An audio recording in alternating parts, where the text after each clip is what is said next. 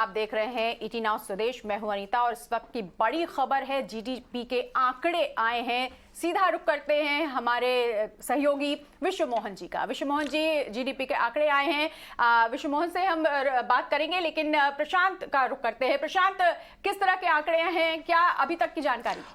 बिल्कुल अनीता, सबसे पहले अपने दर्शकों के सामने हम जीडीपी के आंकड़े रख देते हैं। फिलहाल यही है कि अनुमान के आसपास ही ये आंकड़े नजर आ रहे हैं। अक्टूबर से दिसंबर तिमाही के जीडीपी आंकड़े हैं।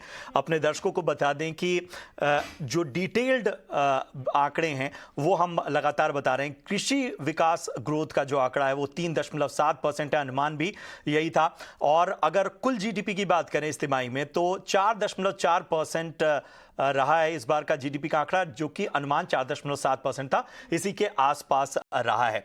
अलग अलग अगर हम देखें जीडीपी के आंकड़ों की तो उसमें अब जाहिर सी बात है कि इसके बाद ये विश्लेषण जरूरी हो जाता है कि यहां से आगे की राह आखिर क्या है। अगर हम देखें कृषि विकास ग्रोथ को तो 3.7% ये रही है, अनुमान भी 3.7% का था।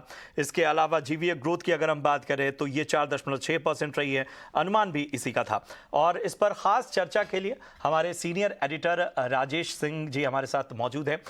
राजेश सर, ये जो शुरुआती तौर पे जो आंकड़े नजर आ रहे हैं ये किस तरह से नजर आ रहे हैं? आपको इन लाइन ही दिख रहे हैं फिलहाल अगर हम देखें इन आंकड़ों को?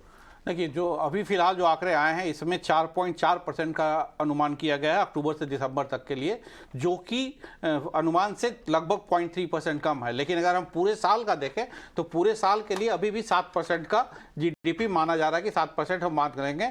अगर आप देखिए सेक्टर वाइज तो कंस्ट्रक्शन सेक्टर में, मैन्युफैक्चरिंग से, कंस्ट्रक्शन सेक्टर में खासकर सबसे ज़्यादा ग्रोथ देखने को मिली है। वहाँ पे जो 1% से कम था वो 8% से ज़्यादा हो गया है। तो कंस्ट्रक्शन में, यानी कंस्ट्रक्शन काम हो रहे हैं, इंफ्रास्ट्रक्चर के काम हो रहे हैं, तो इसका इकोनॉमी पे इम्पैक्ट पड़ेगा, बढ़ेगा।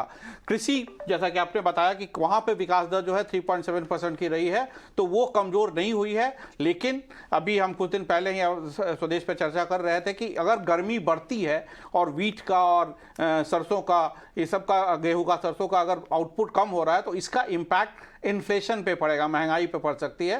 शायद महंगाई बढ़ेगी, लेकिन सरकार और आरबीआई को इस पे एक्शन लेना होगा। तो ओवरऑल आप देखिए तो जीडीपी का आंकड़ा थोड़ा सा निगेटिव है, खासकर अक्टूबर से दिसंबर ग्रोथ का। लेकिन पूरे साल के लिए अगर आप कहिए तो पूरे साल में हम 7% के ग्रोथ को मेंटेन करेंगे, ये अभी भी सरकार का मानना है। बिल्कुल बिल्कुल। एक चीज सर समझना चाह रहे हैं कि अगर हम इसमें कोविड वाले दौर को एक डिस्काउंट भी दे दें, फिर भी किस तरह से इसका विश्लेषण करेंगे? क्या जो ट्रेजेक्टरी है वो अभी बेहतर नजर आ रही है?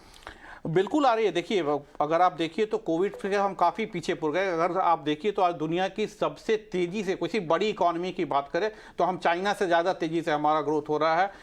दूसरे किसी भी देश के इकोनॉमी से आप जोड़िए, कुछ छोटे देश हमसे ज़्यादा ग्रोथ कर रहे हैं, लेकिन उनकी बेस जो है वो काफ़ी छोटा है। तो भारत एक बढ़ती हुई इकोनॉमी है। अगर हम 7% की दर से भी बढ़ रहे हैं तो ये ऐसी स्थिति में जब जियोपॉलिटिकल टेंशन चल रहा है सब जगह, महंगाई जो है वो अपने उच्चतम स्तर पे है पिछले 8 साल के, तो ये एक अच्छा ग्रोथ है। 7% की ग्रोथ को हमको खराब नहीं मानना चाहिए। लेकिन हाँ, अगर आप अक्टूबर की जो लास्ट तिमाही है उसकी ग्रोथ को देखें तो वहाँ पे थोड़ा सा डिसेलरेशन आया है।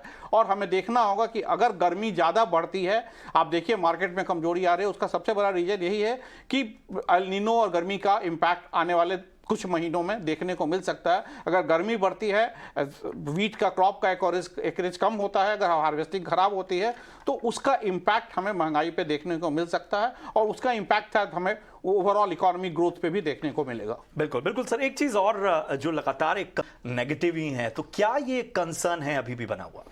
देखिए, मैन्युफैक्चरिंग भारत का एम रहा है कि हम अब देश को मैन्युफैक्चरिंग हब बनाएं। आप देखिए 14 सेक्टर में सरकार पीएलआई स्कीम लेके आई है, तो मैन्युफैक्चरिंग को बढ़ावा सरकार दे रही है। लेकिन मैन्युफैक्चरिंग एक दिन में ग्रो नहीं करता, ये लंबा जेस्टेशन पीरियड होता है। अगर कोई नई फैक्ट्री बनती है तो उसमें मैन्युफैक्चरिंग प्रोडक्शन होने में कुछ महीने ही नहीं, कुछ साल तक लगते हैं। अगर आप पूरा देखिए तो आने वाले दिनों में, आने वाले सालों में ऑब्वियसली हमारी मैन्युफैक्चरिंग बढ़ेगी। अगर आप देखिए आज से 10 साल पहले की अगर आप बात कीजिए तो हम अगर मोबाइल फ़ोन जो हम सब लोग यूज़ करते हैं उसकी बात करें तो हम मोबाइल इंपोर्ट करते थे।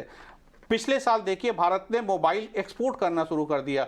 दुनिया एशिया की सबसे बड़ी मोबाइल फैक्ट्री भारत में बन गई है और हम एप्पल और बड़े बड़े मोबाइल सैमसंग ये सब अपना फैक्ट्री लगा रहे हैं। तो पीएलआई जो 14 सेक्टर में आई है उसका इंपैक्ट हमें आने वाले में देखने को मिलेगा। और उसके बाद आप देखिए ऑटो के सेक्टर में हम ऑटोमोबाइल हब बन रहे हैं, तो ऑटोमोबाइल एक्सपोर्ट हमारी बढ़ रही है। तो इन सभी चीज़ों को देखिए तो मैन्युफैक्चरिंग हमारी कमजोर रही है, लेकिन आने वाले दिनों में ये बढ़ेगी और यहाँ ग्रोथ ज़्यादा होगा। बिल्कुल बिल्कुल, और यही वजह है कि जब हम सेलफोन की बात करें या जो टेक्निकल गुड्स की बात कर रहे हैं वहाँ पर जो नंबर्स हैं वो काफ़ी बेहतर नज़र आ रहे हैं। ट्रेड, होटल, ट्रांसपोर्ट और टेलीकॉम ग्रोथ भी जो है वो यहाँ पर बेहतर नज़र आ रही है। एक चीज़ सर समझना चाहेंगे कि जब इतना चैलेंजिंग टाइम हो तो भारत की इकॉनमी के लिए आप कौन सी ऐसी चीज़ें एक सपोर्ट सिस्टम के तौर पर देख रहे हैं जो कहीं ना कहीं संभाले हुए पूरी इकॉनमी को? देखिए, कोविड के बाद भारत के लिए एक बहुत बड़ी अपॉर्चुनिटी थी कि कोविड के बाद इसका इम्पैक्ट जितने भी डेवलप्ड इकोनॉमी में सब में थे, लेकिन अगर आप भारत में देखिए तो कोविड का इम्पैक्ट उतना ज़्यादा नहीं हुआ। अगर आप कंपेयर करें देश के दुनिया के दूसरे डेवलप्ड देशों की बात करें तो हाल में चाइना पे इसका इम्पैक्ट काफ़ी ज़्यादा रहा है।